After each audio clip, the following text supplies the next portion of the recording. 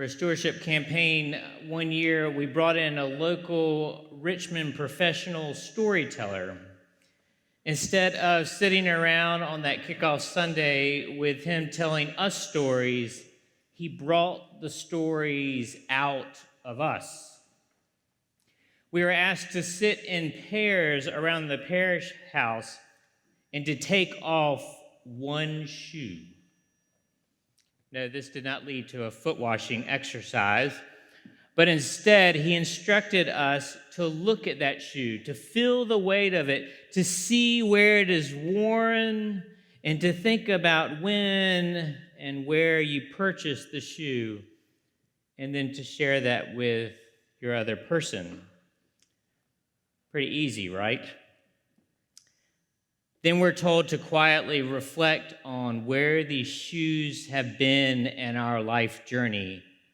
Think about all the stories in our life where we have climbed or danced or stood in that shoe. Think about the literal and figurative storms that shoe has taken us through our life. And out of all of those stories, which one story had the greatest impact on your life? Share that story with your partner. Minutes later, after everyone had a chance to share, then our partner stood up and introduced one another, holding the shoe and telling our story. It was moving. It was holy. It revealed something deep inside of us, revealing the weight and joy of our heart.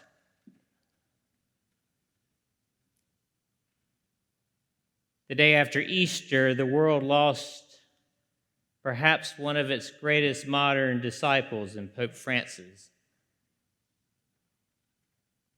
The Guardian said, and I quote, Pope Francis asked to be buried in worn-out shoes. He asked to be buried in the ones he was wearing, the ones that walked with him. And it's in that humble, that simple gesture that his entire life was enclosed. These are the shoes that walked him through misery, taking him through refugee camps, hospitals, and prisons, the ones that walked silently through St. Peter's Square, praying for our wounded world. Those shoes know the dust and the weight of the heart, and they are worn from use, from service, and from the urgency to reach out to those who suffer. There's no better mark of a shepherd than the footsteps of their journey. End of quote. You see, Jesus shared his stories with his disciples, and they tell us today in the gospel this is the third time that he has appeared to them after his resurrection. And yet, at first, they still struggled to recognize him until something happens. And when something happens, it all rushes back into their memory. All the stories return. They not only recognize him, but they see it is Jesus through the challenge that he gives them. The challenge to keep doing the work. The challenge to keep walking in his shoes, going to the places that he went, bringing the good news to all those they encountered on their journey. And the story is so layered. It's entangled. It is impactful. That the disciples were still being changed. If I were to hold up Hill's shoe today, what stories would it tell?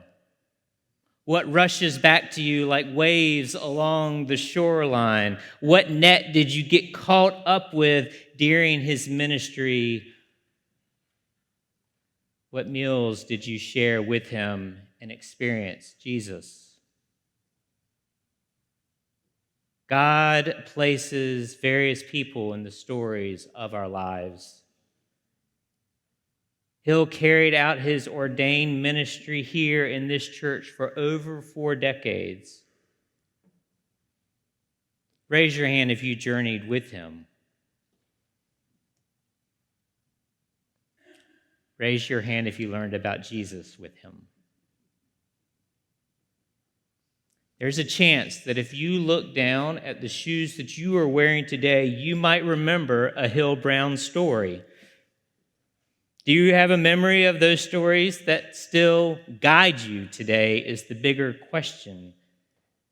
Thinking of the if you were challenged then, do you live into that challenge now? Do you hold on to that sense of saying, how can I walk closer to Jesus from this shared experience that I had? Or as time has gone on, have we abandoned it and just returned to our old ways of life? Our gospel opens today with the disciples returning to their old life of fishing. It begins with their nets empty. Then Jesus returns and the nets are full.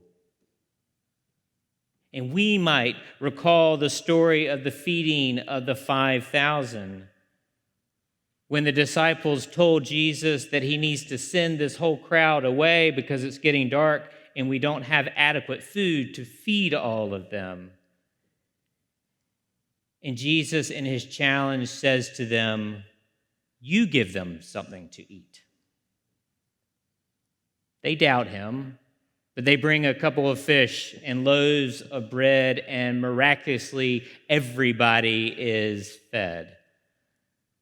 And now these 6 disciples saying that they have caught 143 fish. And if just for a second you do some imagination math, if 2 fish can feed 5,000, what can 143 feed? Jesus comes back this 3rd time and tells Peter this challenge. It's the same challenge said in 3 different ways. Feed my lambs, tend my sheep, feed my sheep. The constant word is my. The disciples should be with Jesus even when he is not physically walking with them, sharing in his stories, living out those stories to all that they will encounter along their path,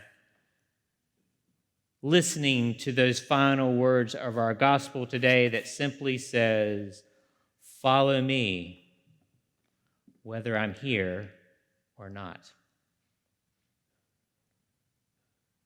For me, I only saw a glimpse of Hill's shoes.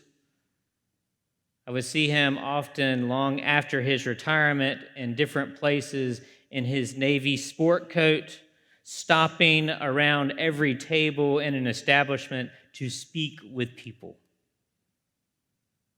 And the times that I've been able to connect with him since I came here have all been filled with encouragement and a shared love of the place, but most of all, the people at Grace and Holy Trinity Church. It's his steady presence that revealed who he cared for as a shepherd cares for their sheep. Today, you will get a chance in our reception after the service to share your Hill stories with a person or 2 around the room, and to think about how those stories have impacted your life. For stories of faithful disciples like Hill or Pope Francis remind us why we are to share this good news. And it's not only to share it, but it's to live differently because of it. For following Jesus is both a blessing and a challenge to wear out our shoes by showing the love of God to others. This is feeding them. So, friends, in recalling the people, the places, and even the shoes that have influenced your own faith, remember that the good news tells us this: the biblical story is not complete, but continues through the stories of our lives. And as Christians, worship only one person, the same person who told the disciples to follow him.